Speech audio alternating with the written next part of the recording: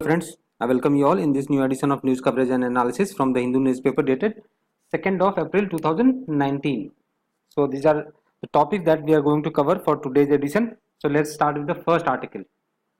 And it says Supreme Court questions Assam government over untraced foreign immigrant. Now this is again related to NRC. So let's quickly recap whatever we have learned in these 3-4 months. A Ministry of Home Affairs affidavit shows that 91,609 persons, this is the news basically, were declared illegal foreigners by the foreign tribunal in Assam till March 2018. Now of these, 72,486 are absconding. This is quite a large number, worried Home Minister told the court. Now bench of Chief Justice of India, Ranjan Gogoi, said that there might even be undeclared foreigners who had succeeded in merging with the local population in the state. So what is the number of these undeclared foreigners? The Chief Justice of India question drew a blank from Assam government. Now that talk is about NRC, so what is the process of NRC update and what exactly is going to happen, that we should know. So let's quickly check it. First is the publication of legacy data. Legacy data is what? I mean, like, based on your all previous valid documents like voter list and all, the initial list is published, like these are the probable tentative people or the citizen of this country. Then distribution and receipt of application form. So those whose name is not there are given, I mean all those people would actually be approaching the commission or the NRC, and then they will fill the form asking for their inclusion of their name, or you can say that claiming their citizenship. Then there would be verification process, then publication of the part of draft NRC, then publication of complete draft NRC, then receipt and disposal of claims and objection, and then publication of final NRC. This is yet to be done. Now, even after the final NRC is out, people will still have a right to appeal in Foreigners Tribunal. Now, if they fail to defend their citizenship claim, they are marked as declared foreigners and are sent to any of the 6 detention camps which are within jails of criminals for deportation. Now, what exactly would happen? Is Bangladesh going to accept them? Well, there has been a couple of suggestions, and one of the suggestions that had come up prominently is that in case you actually could trace out all of these, or even minimum list has to be this much, 91,609, it can go up to 20 lakh, 30 lakh or whatever. So what exactly should be done? Would Bangladesh take them back or Myanmar? So what should be done? The best and the most feasible solution that is available is to declare them foreigner and issue them work permit and debar them from any kind of citizenship. So that's what we had learned. So this is just to recap you. So let's proceed to the next article, and it is former vice chairman of ILNFS arrested. Now the news is former vice chairman and managing director of the beleaguered financial service firm Infrastructure Leasing and Finance Services, this name you should remember, ILNFS, Hari Shankaran, was arrested here by the Serious Fraud Investigation Office. Now this name is important, and what does it do, when was it formed, is important for your prelims. On Monday, he was sent to police custody till April 4th. Now what is this Serious Fraud Investigation Office? It is a statutory corporate fraud investigation office in agency in India. Now this is statutory corporate fraud. The word statutory is important for you. Now initially it was set up by the resolution adopted by the Government of India on 2nd July 2003 and carried out investigations within the existing legal framework under section 235 to 247 of the erstwhile Companies Act 1956. Later, section 211 of the Companies Act 2013 accorded the statutory status. Now this part you should remember, that section 211 of the Companies Act accorded statutory status to the Serious Fraud Investigation Office, or SFIO. It is under the jurisdiction of Ministry of Corporate Affairs. First point, this you should remember. This if you can, please, this part you must. The SFIO is involved in major fraud probe and is the coordinating agency with Income Tax Department and CBI. Now this is the third point that you should remember about this news or SFIO. Now we move to the next news. At page 7, we have got quite an interesting and important news, and that is related to India gets surveillance satellite. The Space Research Organization launched country's first electronic surveillance. Now, what is this electronic surveillance satellite? It actually covers signal intelligence, intercepts stray radio waves, and SAMOS F is the earliest known satellite of this kind, and this is from America, by the way. So what it does, it intercepts all kind of signals. It intercepts radio waves also. So in case there is a communication through satellite mobile, this particular electronic surveillance satellite can very well intercept. Or in case there is a communication, so normal satellite communication can also be intercepted by this electronic surveillance satellite called EMISAT that India has launched on Monday morning. So this you should remember, that surveillance satellite can intercept signal intelligence and stray radio waves. Now, as many as 28 small satellites of international customers were also put in space as secondary riders. So there were 28 others also. However, the important point is EMISAT. Now, space-based electronics intelligence or ELINT from the 436 kg spacecraft will add teeth to the situational awareness of the armed forces, as it will provide location and information of hostile radar placed at the border. So in case you have put, like say Pakistan or China or any other country neighboring to India puts a radar across the border, then this particular satellite EMISAT can very well track and intercept. Mind you, it can intercept also. This will be another dimension to the current land or aircraft based ELINT, according to the defense expert who did not wish to be named. Now ISRO, which is said to have built the satellite body for DRDO payload, merely said the spacecraft would measure the electromagnetic spectrum. So this is built by DRDO, by the way. So that's why ISRO just said that it can measure electromagnetic spectrum. So they have not said anything beyond that. Now once the last CubeSat came out, ISRO chairman K. Sivan announced today PSLV C-45 has successfully injected ISRO's EMISAT in 748 kilometer orbit, as well as 28 customer satellite in a 504 kilometer orbit sought by the customers. So basically the name EMISAT is what? Electromagnetic surveillance satellite. That's why it's called electromagnetic spectrum satellite. That's why it's called, the short form is EMISAT. CubeSat is also of that kind. And ISRO release said that then EMISAT came out that its two solar array were deployed automatically. The ISRO telemetry tracking and command network that you all must be remembering is at Bangalore, assumed the control of the satellite. In the coming days, the satellite will be brought to its final operational configuration. Now that we are talking about electronic surveillance satellite, what are the different type of satellite that we have? Let's try to understand in terms of defense that I am talking about. First is missile early warning satellite that provides warning of an attack by detecting ballistic missile launches. Now, earliest known are missile defense alarm system. Then second type is nuclear explosion detection satellite. It identifies and characterizes nuclear explosion in space.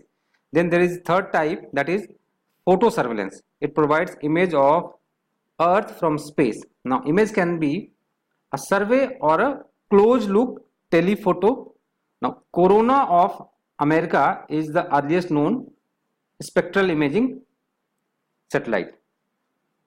Is the earlier known satellite. Spectral imaging is as a commonplace. Now the fourth type is electronic reconnaissance or electronic surveillance satellite. This is what EMISAT is launched, and the first from India was CubeSat. What it does, signal intelligence, intercepts stray radio waves.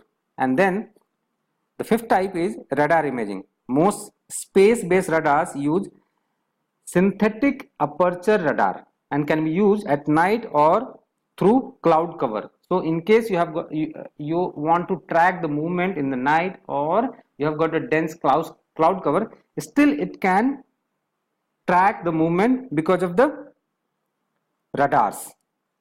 So these are the important parameters. Now, how many minimum EMISAT that you need? So nobody who has it talks about it. Why? Because it is always on a secret mission, and no one else is sure about its actual numbers. But space-based electronic intelligence, the realm that India just foray into with EMISAT, is said to have been around since early 60s, pioneered by US. Now at least 3 other space powers are said to passed it and mastered it. The US as the leader is said to be having 5th generation ELINT satellite. Russia is not far behind, and then comes China. Around 150 military satellites may be hovering over Earth right now. Now, according to the few present and former defense scientists, one satellite of ELINT will not suffice, and country may need to have at least 3 more working in tandem. And why? Because if you want to have a 24 hours of surveillance, you need minimum 4 satellites. And why? Because then only you would be able to completely provide the coverage of any particular place. Now, the details are given here. We have got, it is launched by PSLV C-45 carrying EMISAT and 28 international satellites. What is the weight? 436 kg. Altitude 748 kilometers. Power 800 watts. And other satellites that is launched from US 20, and then we have got Lithuania, Spain, Switzerland. The name of the satellite is very well given. Most probably these details should not be asked, but then it's not quite tough to remember all these names. But then you should remember EMISAT, and it is of the category of ELINT. This you should remember.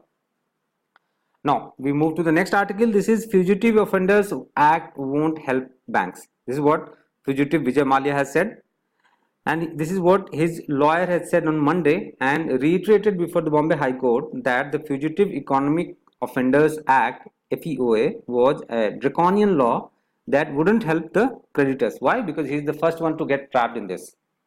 So let's try to understand what is this Fugitive Economic Offenders Act 2018. It is an act of the Parliament of India that seeks to confiscate properties and assets of economic offenders that evades prosecution by remaining outside the jurisdiction of Indian court. Now, economic offense with a value of more than 100 crores, which are listed in the schedule of Fugitive Economic Offenders Act, came under the purview of this law. Now, as per the Act, a special court under the Prevention of Money Laundering Act 2002, has to declare a person fugitive economic offender. Then only it will come under the purview of this Act. So this particular court would actually decide, and that court comes under Prevention of Money Laundering Act. Now, bill for the Act was introduced in Lok Sabha, the lower house of the Parliament, on 12th March 2018, and 25th July 2018, Parliament passed the bill. So basically, you should remember 2018. Now, recently on January 5th, 2019, Special Prevention of Money Laundering Act PMLA court has declared Vijay Mallya a fugitive economic offender, and his properties can now be confiscated by the government. And that's why now you can understand why he is saying that it is a draconian law. So whatever I have underlined, please note down. This is important for your prelims, and it can actually help you in mains also. In case questions are asked as what kind of action should be taken, or what action government is taking. Remember, when a question asks as what kind of action should be taken, one para should definitely be there as what what are the current measures that is taken by the government. Then you should criticize, or rather critically evaluate. See, the moment I say you should criticize, that does not mean that it goes into a negative way. It means that you have to evaluate its pros and cons, and then you should give your suggestion, if any, by saying that these are the either lacuna or the required improvement over the existing system, and then you should summarize by saying that how actually would it be able to completely cover the requirement. So this part would help because we are seeing lot many fugitives nowadays, so question may be asked. Now the next is coronary stent to cost more. So this is the main contention behind this GSP, because government increased the price of cut the price of stent that is produced by American company Abbott, that I have been telling you for quite some time. So let's try to understand what is the news. The National Pharmaceutical Pricing Authority (NPPA) has approved a hike in the price of coronary stent, with the bare metal stent now priced at 8,261 as against the existing 7,660. Price is not important. Drug eluting biodegradable stent cost 30,080 rupees as against 27,890. But the price is not important. The important point here is that this price is 75% less than the existing than the previous price. Because of the reduction in price, that companies were actually companies were forced to reduce. And Abbott is an American company who has the monopoly in especially this part, eluting biodegradable stents. So it was forced to reduce the price by approximately 75%, and that actually urged America, and then American started talking about GSP. So this price reduction or this act is also a reason behind provocation of GSP against India. Now, the National Pharmaceutical Pricing Authority is a government regulatory agency that controls the prices of pharmaceutical drug in India, and it was formed on 29th August of 1997. So this part you should remember for your prelims. Now let's quickly see what are the functions of NPPA: to implement and enforce provisions of drug price control orders in accordance with the power delegated to it, to deal with all legal matters arising out of the decisions of the authority, to monitor the availability of drug, identify shortage if any, and to take remedial steps, then to collect, maintain data on production, export and imports, market share of individual companies, profitability of companies etc. for bulk drug and formulation, to undertake and or sponsor relevant studies in respect of pricing of drug and pharmaceutical, to recruit or appoint officers and other staff for the authority, to render advice to the central government on changes or the revision of the drug policy, and to render assistance to the central government in parliamentary matters related to drug pricing. So these are some of the important functions of NPPA. However, this part you should remember minimum for prelims. This would help you in mains. Now we come to the editorial. I again would say that I would not be completely analyzing the editorial. Rather, what I would be doing for next 2 months, that I would try to give you the gist of the article, so that at least you could remember the bullet points. Analysis part we can start June onwards. So what is the core of the article? Supreme Court must set up more branches, and disciplinary jurisdiction over lawyers must go back to the 2 points. First, Supreme Court must set up more branches, and second, disciplinary jurisdiction over lawyers must go back to the judiciary. So these are the 2 points. So let's try to understand the key points. Why he is saying that? Why should there be 2 branches? Saying that the reason judges decided against the formation of many seats in Supreme Court was because it felt that the authority of the Supreme Court would get diluted. But here the author is saying many high courts in the country have different benches for meeting our justice without justice being diluted. For example, Bombay High Court has got 4 benches, It has got Mumbai, Aurangabad, Nagpur and Panji seat, and the quality of its decision or status have certainly not been diluted thereby. So this is also important for your prelims. Bombay, Maharashtra High Court has got 4 seats. Now here there is a mention of Article 130, and it talks about the Supreme Court shall sit in Delhi.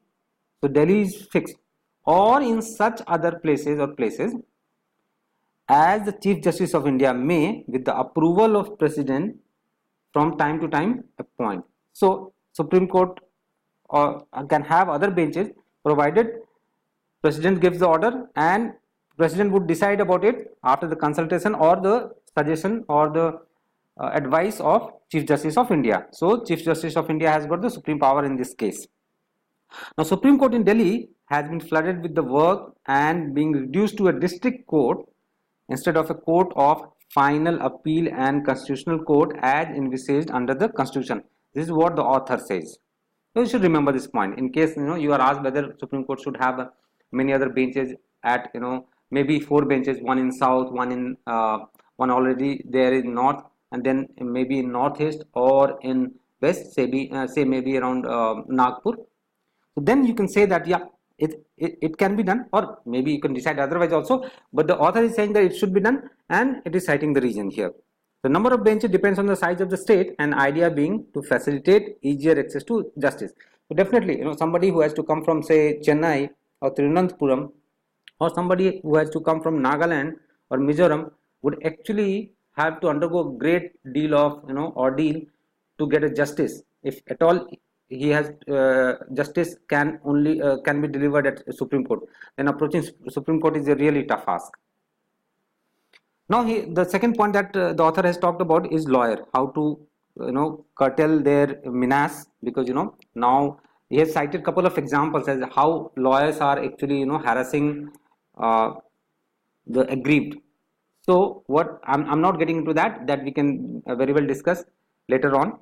But what it is saying that unfortunately the disciplinary power available to the bar council both in Delhi and in states are more often than not effective. So not ineffective. Some are politically motivated, and some states do not have disciplinary committee at all. Now the disciplinary jurisdiction over the lawyer was originally with the court.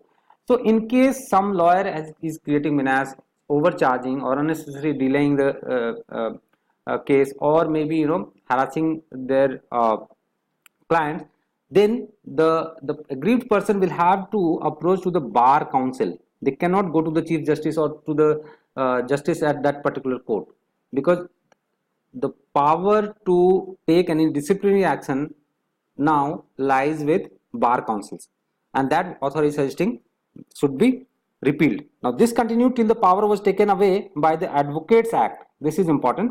1961. Significantly, the law minister of that time was Ashok Sen, a well-known lawyer. Because of this Advocates Act 1961, the power went from court to the Bar Council. Now what is the suggestion? The Bar Council of India should exercise its power under the Advocates Act 1961 more effectively, so that aggrieved person could get a justice. At least they don't get harassed. And if not, the disciplinary jurisdiction must be returned to the judiciary, as was the position prior to the Advocates Act 1961, by repealing the act. And then lawyers should be made irrelevant by referring more cases to trained mediators, as the Supreme Court has done in Ayodhya dispute. So this is a new suggestion, that rather than every time sending making it mandatory to hire a lawyer, there should be trained mediator in many cases. There are many land dispute cases and other dispute cases where you don't require a lawyer, rather a trained mediator can help the cause of normal people. So good suggestion, keep this in mind. Then we have got, this is again article related to ASAT, that is what is Mission Shakti, that we say, anti-satellite test that India has done. And the author is saying that minimum deterrent program has not helped much. Every country is trying to go for mutually assured destruction doctrine, and in that process they keep on building stockpiles of missiles and all other weapons. But actually, it has not helped much. In fact, when the Cold War finished, the global economy actually flourished and gained out of this. So war has not helped anyone. So let's see what it says. So it's a good one to have a light article, good to have a couple of data, and then you can also keep in mind it will help you, uh, writing your essay or questions related to global peace and strategic position of India in at the Southeast Asia or at the global level. There you can use data that is given here. So let's read out. It says, after Mission Shakti, India's anti-satellite test, there is a feeling that India needs this form of deterrence for its security. Now, to be visibly strong in order to deter any enemy from attacking is a concern that goes back to the prehistoric time. But when this ancient urge is exerted by nations with nuclear weapon, it must be an occasion for revisit the arms race. The mutually assured destruction, MAD, name is quite unique, MAD doctrine and their long-term implications. Globally, the annual spend on armament is now estimated to stand about $1.7 trillion. Now, estimates of the total number of nuclear weapons in the world ranges from 15,000 to 20,000, with each one of these weapons being far more powerful than the bombs dropped by US on Japan in 1945. The US and the Russia still maintains about 1,800 nuclear weapons in a state of high alert, ready for launch within minutes. Now, according to the Global Peace Index 2017, the economic impact of violence globally was estimated to be 14.76 trillion. So because of this, global terror and attacks, like in Iran, Iraq, and then Afghanistan, and then we have got Syria. These kind of terror attacks and terrorism actually cost the world economy $14.76 trillion annually, which is about 12.4% of the global GDP. So this much gets wasted every year. And it could have been utilized for uplifting the poorest of the poor. That's what the author is trying to say. Now, since 2012, there has been about 16% increase in the economic impact of violence, largely due to the conflict in Syria, Afghanistan, and Iraq. So only these three countries, Syria, Afghanistan, and Iraq, has impacted about 16%. So what brings prosperity as per author? It is vital to note that having competing weapons in terms of quality and quantity has not acted as a deterrence either in Israeli-Palestine conflict or in Syrian war or the prolonged conflict of Colombia. What did finally end the conflict in Colombia after almost 50 years was a protracted process of negotiations between all parties of the conflict. Now, if at all we have to talk about India and Pakistan, I don't know. I mean, they want Kashmir. India can never leave Kashmir because it's a strategic position for India also. Now, Global Peace Index, as per the author, also says that over the last 70 years, the per capita GDP growth has been 3 times higher in more peaceful countries. Now, this is an important point. This is partly why, compared to the 10 years ago, 102 nations are spending less on military as a percentage of their GDP. Now, this is quite a useful information. You should keep this in mind. But that is a thin silver line to a grim reality. Ban Ki-moon, while he was UN Secretary General, had said in 2009 that world is overarmed and peace is underfunded. This can be a very good essay topic. The world is overarmed and the peace is underfunded. Try to write by reading this article. You may be able to write quite a good article, and it is always good to prepare before it is asked in the examination and framing your answer there in the exam itself. It's a very good topic. Theoretically, MAD is supposed to eliminate the incentive for starting a conflict, but it also makes disarming most impossible. Why? This is partly why long after the Cold War ended, the US is poised to spend enormous amount of money over the next 10 years in upgrading and modernizing its nuclear arsenal. So it is easier to build your nuclear arsenal and keep it live. But then once you have built it, you are stuck. Either you spend money in upgrading your system to keep it live, or if you want to dispose it off, then also it will require similar amount of money to safely dispose it off, because it has got a high level of radioactivity. Now let's move to the next article. This is poll call electronic voting machine. The important point here is that EVM is made by Bharat Electronics Limited and Electronic Corporation of India Limited. It was first used in Kerala state election in 1982. Now names and symbols of the parties are shown on the machine, and voters presses the button next to the party of his or her choice. So these are the three important points that you should remember about EVM. Then we have news at page 12. China locks horn with US over Masood Azhar. Why I have taken this article? Because then only we will be able to understand what exactly is happening between India, China and America, or between tussle between China and America. That actually would give you perspective as how global dynamics is working. The diplomatic tussle between Beijing and Washington has intensified after Chinese Foreign Ministry spokesperson Geng Shuang asserted on Monday that UN 1267 committee should be the sole forum where Azhar listing should be discussed. Now, I've been telling you repeatedly that UN 1267 committee is related to Afghanistan, Al Qaeda, and ISIL. So anything related to that would be dealt by UN 1267 committee, and this number is a unique number because and it is not given by any special significance, but it's a serial number. So there is one UN 1 committee also, then UN 2, UN 3, UN 4, and then there are more than 1640 committees. The recent one on terrorism is UN 1642 committee. Now, as I said, we have been working with various parties and our effort have made some positive progress. The US knows that very well, said China. I mean, this person.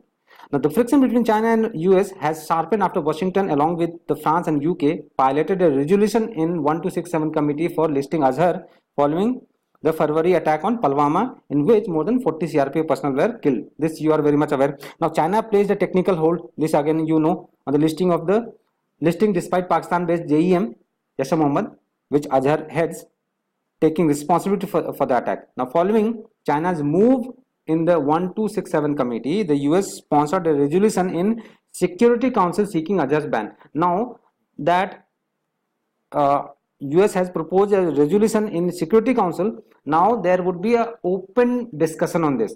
Otherwise, this issue was to be dealt in 1267 committee only. Now here, if at all China goes for a veto, then it will become open and China will have to give its reasons. Then also there would be a window left, and then America or the inclined parties can bring it into the open forum in Security Council or in UN. So what China says, we believe that in the current circumstances, forcing a resolution at the Security Council is not a constructive move and is setting a bad example. Now, why is saying that now China actually is feeling the heat? Because China cannot desert Pakistan, because Pakistan is important to contain Taliban, and China's western province, that is Xinjiang has Muslim majority, and there are extremism there also, and China is finding it hard to contain.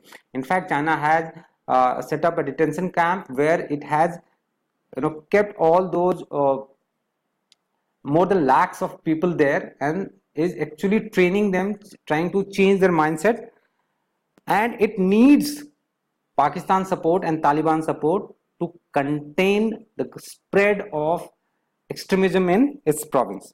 Further, it says that Chinese foreign minister pointed out that the US was failing in its bid to muster majority support at UNSC and urged Washington to return to 1267 committee to resolve the issue. So basically, this wording means that China is trying to give America a hint that if it is raising this issue, or if it persists with this issue, it might raise some other issue which actually can hurt America. So this is just a hint, and I'm just trying to give you a hint as how foreign diplomacy language works.